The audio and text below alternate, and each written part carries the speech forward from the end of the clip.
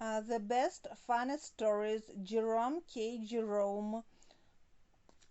Страница 21. Everybody goes to a better world when they have got all they can hear. We stand around the open grave and tell each other so. The clergyman is so assured of it that to save time they have written out the formula for him and had it printed in a little book. When I was a child I was very surprised that everybody went to heaven. I was thinking about all the people that had died. There were too many people there.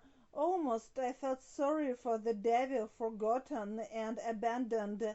I saw him in imagination, a lonely old gentleman sitting at his gate day after day, doing nothing, an old nurse whom I told my dears were sure that he would get me anyhow.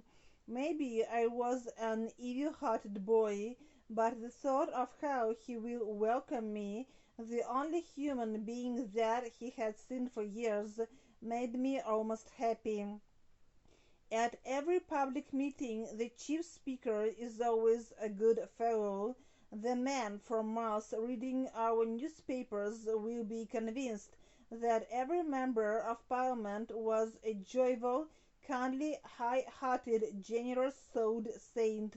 We have always listened with pleasure to the brilliant speech of our friend, who has just sat down to save time, чтобы сэкономить время. Страница 22. The social scale. Общественная лестница Дувра. The higher one ascends in the social scale, the wider becomes the make-believe. When anything sad happens to a very important person, the less the people round about him hardly can live.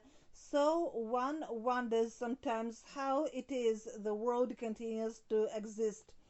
Once upon a time a certain good and great man became ill. I read in the newspaper that the whole nation was in grief. People dining in restaurants dropped their heads upon the table and sobbed. Strangers meeting in the street cried like little children. I was abroad at the time, but began to return home. I almost felt ashamed to go. I looked at myself in the mirror and was shocked at my own appearance. There was a man who had not been in trouble for weeks. Surely I had a shallow nature. I had had luck with a play in America, and I just could not look grief-stricken. There were moments when I found myself whistling. The first man I talked to on Dover Pier was a customs house official. He appeared quite pleased when he found 48 cigars.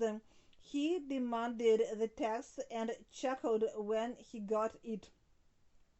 On Dover platform a little girl laughed because a lady dropped a hand box on a dog. But then children are always callous, or perhaps she had not heard the news. Страница 23. Bayswater, Angelina, Notting Hill. What astonished me most, however, was to find in the train a respectable-looking man who was reading a comic journal. True, he did not laugh much, but what was a grief-stricken citizen doing with a comic journal anyhow? I had come to the conclusion that we English must be a people of wonderful self-control. The day before, as newspapers wrote, the whole country was in serious danger of a broken heart. We have cried all day, they had said to themselves. We have cried all night. Now let us live once again.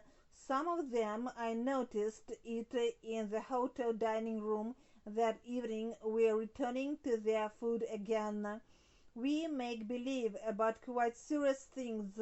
In the war, each country's soldiers are always the most courageous in the world. The other country's soldiers are always treacherous and sly. That is why they sometimes win. Literature is the art of make-believe.